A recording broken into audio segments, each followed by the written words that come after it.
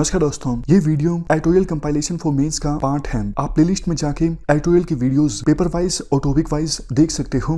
और अगर आप दिसंबर 2019 के बाद की वीडियोस को देखना चाहते हो तो वीडियो के नीचे मौजूद ज्वाइन बटन की सहायता से आप मेंबरशिप को ज्वाइन कर सकते हो। चलिए डिस्कशन स्टार्ट करते हैं। ये सारे पॉइंट्स हम कवर करेंगे आज की आर्टिकल की डिस्कशन में। सबसे पहले बात करते हैं कंटेक्स्ट की। कंटेक्स्ट क्या है? देखो, कमलनाथ जो कि मध्य प्रदेश के पूर्व मुख्यमंत्री हैं, इन्होंने स्पीच देते हुए बीजेपी की एक मंत्री के बारे में स्टेटमेंट दी। आपको बता देता हूं, मंत्री का नाम था इमरती देवी। तो कमलनाथ जो कि पूर्व मुख्यमंत्री हैं, उन्होंने इमरती देवी को बोल दिया था आइटम।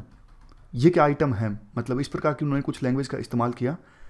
तो इस पर काफ़ी कंट्रोवर्सी भी जनरेट हुई, माफ़ी मांगने का प्रेशर बनाया गया कमलनाथ के ऊपर और इलेक्शन कमीशन के पास भी मामला पहुंचा। इलेक्शन कमीशन ने कमलनाथ का एज ए स्टार कैंपेनर, क्योंकि मध्य प्रदेश में बाई इलेक्शन हो रहे थे, तो कमलनाथ का जो स्टेटस था स्टार कैंपेनर के तौर पर उसे रद्द कर दिया।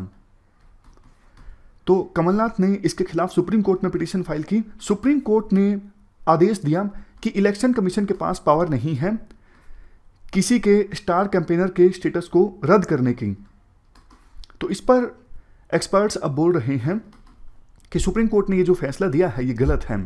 पहले तो हम स्टार कैंपेनर के बारे में जानते हैं, ये स्टार कैंपेनर होता कौन है।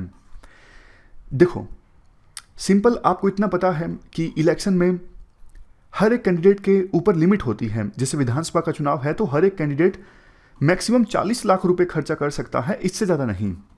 तो जैसे ही इलेक्शन अनाउंस होते हैं, मान लीजिए हरियाणा में इलेक्शन अनाउंस हुए, तो अनाउंसमेंट के 7 दिनों के अंदर हर एक पॉलिटिकल पार्टी को एक लिस्ट सौंपनी पड़ती है कि ये जो लोग हैं वो स्टार कैंपेनर होंगे हमारी पार्टी की तरफ से। अब आपके मन में आया होगा कि क्या फ़ायदा होता है इन स्टार कैंपेनर्स को। मान लीजिए लिस्ट दे दी, बीजेपी ने बिहार इलेक्शन से पहले लिस्ट दे दी इलेक्शन कमीशन को कि हमारी तरफ से ये स्टार कैंपेनर होंगे। तो इन स्टार कैंपेनर का फ़ायदा क्या होगा? देखो, ये स्टार कैंपेनर जब किसी कंस्टिट्यूएंसी में जाएंगे ना, जैसे मान लीजिए स्टार कैंपेनर है प्रधानमंत्री मोदी, वो बिहार में किसी कॉन्स्टिट्यूएंसी में गए हैं प्रचार करने के लिए, तो प्रधानमंत्री मोदी की जो रैली है उस रैली में बहुत ज़्यादा खर्चा हुआ है, 50 लाख रुपए तो एक रैली में ही खर्च हो गए। तो वो पैसा फिर कैंडिडेट की एक्सपेंडिचर लिमिट में ऐड नहीं होगा। सिंपल कहने का मतलब ये है, कैंडिडेट के ऊपर वैसे तो लिमिट होती है कि आप इतने इससे ज़्यादा पैसा नहीं खर्च कर सकते चुनाव प्रचार के दौरान, बट स्टार कैंपेनर्स जब प्रचार के लिए जाते हैं उस कैंडिडेट की कंस्टिट्यूएंसी में, तो वो खर्च कैंडिडेट के अकाउंट में नहीं जाता, वो पार्टी के अकाउंट में जाता है। ये फायदा होता है स्टार कैंपेनर का। इसके अलावा देखो, स्टार कैंपेनर के लिए इलेक्शन कमीशन और भी सुविधाएं देता है, जैसे सिक्योरिटी संबंधित, मूवमेंट संबंधित। तो इसीलिए ये स्टार कैंपेनर का प्रोविजन होता है। जो रिकॉग्नाइज्ड पॉलिटिकल पार्टी होती है वो 40 स्टार कैंपेनर्स की लिस्ट देती है, जबकि अनरिकॉग्नाइज्ड पॉलिटिकल पार्टी होती है वो इलेक्शन के अनाउंसमेंट के बाद 20 लोगों की लिस्ट देती है एज ए स्टार कैंपेनर, ये बोल के कि हमारी तरफ से ये जो लोग हैं वो स्टार कैंपेनर होंगे। तो अब देखो, सीधा सीधा आप मतलब समझिए, इलेक्शन कमीशन ने अगर कमलनाथ जी के एज ए स्टार कैंपेनर के स्टेटस को रिवोक कर दिया, इसका मतलब क्या होगा? जब कमलनाथ जी जाएंगे किसी कंस्टिट्यूएंसी में प्रचार करने के लिए, तो प्रचार का जो खर्चा आएगा, कमलनाथ जी गए हैं और प्रचार कर रहे हैं, फिर उसका खर्चा जो होगा अब कैंडिडेट के अकाउंट में जुड़ेगा, क्योंकि कमलनाथ जी अब स्टार कैंपेनर नहीं रहे हैं। तो ये फायदा नुकसान होता है, ब्रीफ में हमने जाना।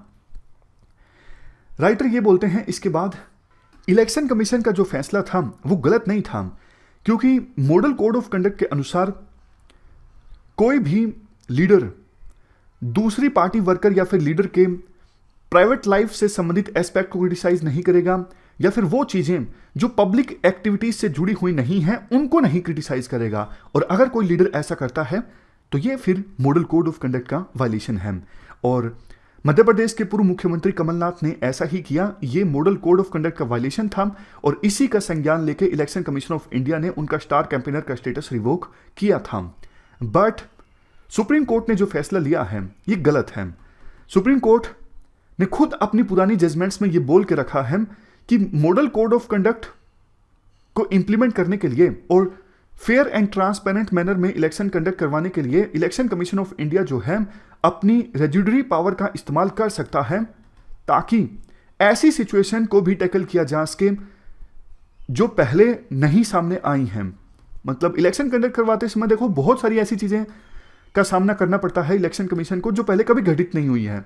तो फिर इलेक्शन कमीशन ऑफ इंडिया के पास रेजिडरी पावर्स हैं, उन पावर्स का इस्तेमाल करते हुए election commission force in situations को टैकल कर सकता है। तो इलेक्शन कमीशन ऑफ इंडिया ने इस सिचुएशन में भी अपनी रेजिडरी पावर्स का इस्तेमाल किया था, जो सुप्रीम कोर्ट की पुरानी जजमेंट्स के हिसाब से गलत नहीं है। तो फिर आखिरकार सुप्रीम कोर्ट ने ऐसा जजमेंट क्यों दिया कि इलेक्शन कमीशन ऑफ इंडिया के पास पावर नहीं है स्टार कैंपेनर के स्टेटस को रिवोक करने की? समझ गए? तो सुप्रीम कोर्ट के वर्डिक्ट को क्रिटिसाइज किया जा रहा है। इस आर्टिकल में बोला जा रहा है इलेक्शन कमीशन ऑफ इंडिया के पास पावर थी उनको ऐसा करने की, और उन्होंने उसी पावर्स का इस्तेमाल किया है। इस डिस्कशन में फिलहाल इतना ही है। Thank you very much for discussion.